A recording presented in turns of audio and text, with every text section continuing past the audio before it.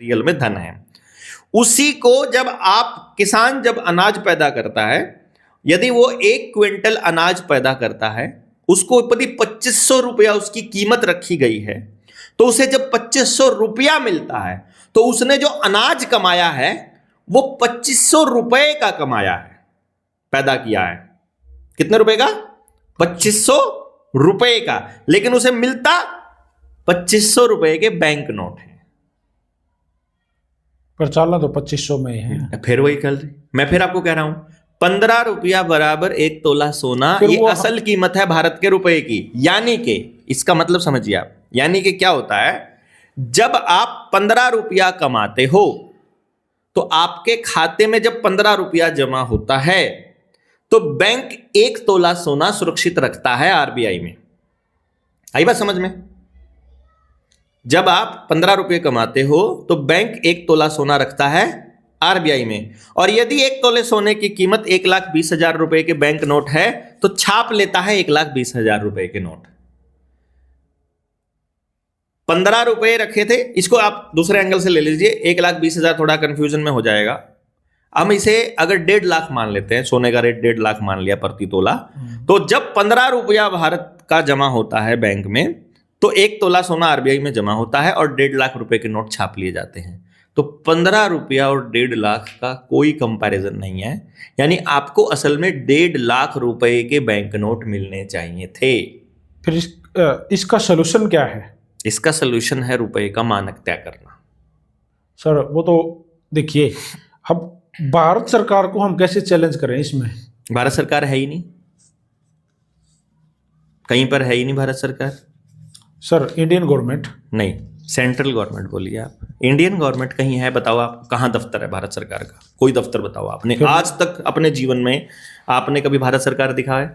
फिर ये छपा किसने? ये छपता है, इसका तरीका बताता हूं। ये छपता है भारत सरकार की प्रिंटिंग प्रेस में, जो कि भारत सरकार की ट्रेजरी के हिसाब से जितना भी पूरे देश में उत्पादन होता है उसके मुकाबले में ये छपता है। भारत सरकार छापती है जितना सोना आरबीआई में जमा होता है, वो भारत सरकार के अंडर में आता है लैंड रेवेन्यू रूल। अब इसके अलावा मुझे आप सिर्फ इतना बता दो, आपने भारत सरकार का कौन सा दफ्तर देखा है? अब मैं आपको इसका जवाब दूंगा। जैसे हम रोड पे चलते हैं जी, सामने से गाड़ी आती है, बिल्कुल, उसके ऊपर मोटे अक्षरों में लाल रंग में लिखा हुआ भारत सरकार। किसने? सरकार ने लिखा है। कि कौन आदमी बैठा उसके अंदर बताओ? उसके अंदर जैसे भाई एसडीएम बैठा है, एसडीओ बैठा है, कोई और बड़ा अधिकारी बैठा है। क्या वो सरकार है? नहीं, वो हिस्सा तो है, सेवार्थ है वो, इन सर्विस ऑफ भारत सरकार। इसको बोलते हैं OIGS, on Indian government service. और एसडीएम के ऊपर भारत सरकार ने लिखा होता है, एसडीएम की गाड़ी के आगे लिखा होता है हरियाणा सरकार। नहीं मैं और वो हरियाणा सरकार नहीं लिख सकता है, वो फ्रॉड है। मैं ऑन रिकॉर्ड आपको बोल रहा हूं, जो भी नौकर तनख्वाह लेता है वो नौकर है, ऑन इंडियन गवर्नमेंट सर्विस है वो। राष्ट्रपति से लेकर राज्यपाल से लेकर मुख्यमंत्री, प्रधानमंत्री और चपड़ासी तक सारे जो तनख्वाह लेते हैं अपने काम के बदले में, वो नौकर हैं, वो OIGS हैं, ऑन इंडियन गवर्नमेंट सर्विस हैं। वो भारत सरकार नहीं है, भारत सरकार की सेवा में है, वो भारत सरकार की सेवा में है। हाँ। तो उनको ये लिखने का हक नहीं है, चाहे वो कैसे है बताइए? आप मेरी सेवा में हैं तो आप मेरा नाम कैसे लिख दोगे? वो ऐसे नहीं लिख सकते भाई, गवर्नमेंट ऑफ इंडिया या गवर्नमेंट भारत सरकार सेवार्थ लिख सकते हैं वो, okay, in service of government of India ये लिख सकते हैं, लेकिन गवर्नमेंट ऑफ इंडिया नहीं लिख सकते। अब वापस मनी पे आ जाते हैं। अब आपने कहा भाई हमने 1 क्विंटल अनाज बेच दिया, अब मुझे वहां से 10 ग्राम गोल्ड उसके बदले में, मतलब वैल्यू है मेरी उसकी इतनी 15 रुपए की, 15 रुपए वैल्यू है। 15 रुपए की जो वैल्यू लीगल आपने बताई वो 1 तोला, 1 तोला सोना। अब 1 तोला सोना हमें कौन दे? जिसने इसके ऊपर लिखा है, देखो लिखा हुआ है एक इसके ऊपर प्रॉमिस लिखा हुआ है। क्या लिखा हुआ है देखो, प्रॉमिस किसी का है? सर मैं धारक को 100 रुपए अदा करने का वचन देता हूं जी। ये 100 रुपए नहीं है, 100 रुपए की पर्ची है। जैसे मैं धारक को 1 किलो आम देने का वचन देता हूं। आप पर्ची पे चाय बना दो, चाय की पर्ची बना दो, पर्ची बना के दे दी उसने, पर्ची बना के दे दी ना, पर्ची बना के दे है ना। इसका मतलब इसके बदले में हमारा रुपया कहाँ रखा हुआ है? बैंक में या रिजर्व बैंक में, रिजर्व बैंक के गवर्नर के साइन है जी, नीचे, गवर्नर के साइन है ना। इसका मतलब ये गवर्नर से आप कभी भी अपना रुपया मांग सकते हो, लेकिन वो वैल्यू तो इसमें होगी ना। तो मुझे रुपया मांगने का अधिकार तो होगा ना सर। अब भाई ये जो देखो भाई, confusion है, अगर मैंने आपको ये कह दिया, देखो देखो इसको समझिएगा मलिक साहब, बहुत समझाने के लिए मैं यही कह रहा हूँ हाँ। कि आम जन के लिए या मेरे लिए, आप मैं और आप आमने सामने हैं, तो आप मुझे समझाओ कि भाई मैं अपने 1 क्विंटल अनाज के प्रति 1 क्विंटल अनाज मैंने दिया, अब मैंने वहां से पैसे लेने हैं जी, पैसे लेने के बदले में मुझे ये पर्ची पकड़ा दी जाती है, मुझे ये पर्ची दे दी।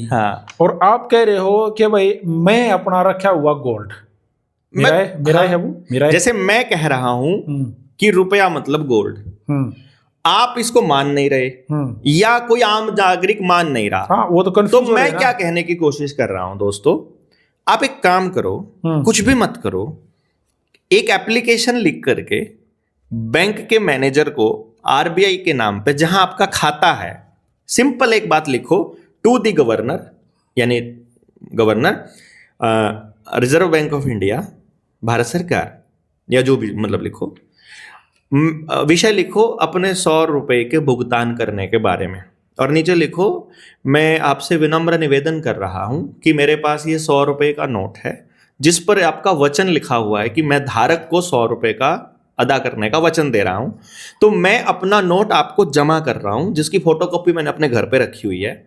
मैं अपने 100 रुपए के नोट के बदले में कोई भी लीगल टेंडर लेना नहीं चाहता, यानी 100 रुपए का बदले में 10 रुपए का या 1 रुपए का सिक्का या नोट नहीं लेना चाहता, ऑल जो है ये नहीं लेना चाहता, मैं 100 रुपए लेना चाहता हूं, कृपया करके मेरे 100 रुपए का भुगतान कर दे जी। आपने ऐसा किया? हाँ, तो क्या रिजल्ट क्या आया? मेरे लगभग 1000 से 2000 लोगों ने ऐसा किया, रिजल्ट ये आया, आज तक किसी का कोई रिप्लाई लिखित में नहीं आ पाया। हाँ, अब मैं यही कह रहा था। अब हमारे पास मैनेजर का फोन आता है, ओके, वो क्या कहता है, भाई साहब आपने 100 रुपए जमा कराए थे। मैंने कहा हाँ, आप क्या चाहते हो? हमने कहा हम रुपया चाहते हैं। मतलब आप 1-1 रुपए के नोट चाहते हो? मैं कहा ना, हम 1 रुपया चाहते हैं। 1-1 रुपए का नोट तो लीगल टेंडर है। मतलब बैंक के मैनेजर को भी नहीं मालूम कि उसको मालूम ही नहीं है फंड क्या है। ना तो जज को पढ़ाया जाता रुपया क्या होता है, ना वकील को पढ़ाया जाता, ना पुलिस वाले को पढ़ाया जाता, ना इकोनॉमिक्स की क्लास में पढ़ाया जाता, ना सरकार के नेता को पढ़ाया जाता, ना कलेक्टर को पढ़ाया जाता, ना टीचर को पढ़ाया जाता। जब किसी को रुपया पढ़ाया ही नहीं गया, ये सिस्टम कौन चलाओ फिर? यही रुपये को जो छापते हैं, जिनका रिजर्व बैंक है, सेंट्रल बैंक ऑफ इंडिया। अभी आपने जिक्र कराया, भारत सरकार तो कहीं है ही नहीं। सेंट्रल बैंक ऑफ इंडिया, फिर वो काबू में किसके है? मतलब वो किसका कब्जा है? जिसको रुपए को छापते हैं। अरे साहब, ये रुपए को छापने वाला पेपर कहाँ से आता है? कभी रिसर्च करी ये पेपर कहाँ से आता है? ये पेपर को कौन छाप सकता है? किस आदेश पे छप सकता है? आप थोड़ा सा मुझे इसके बारे में गाइड करें।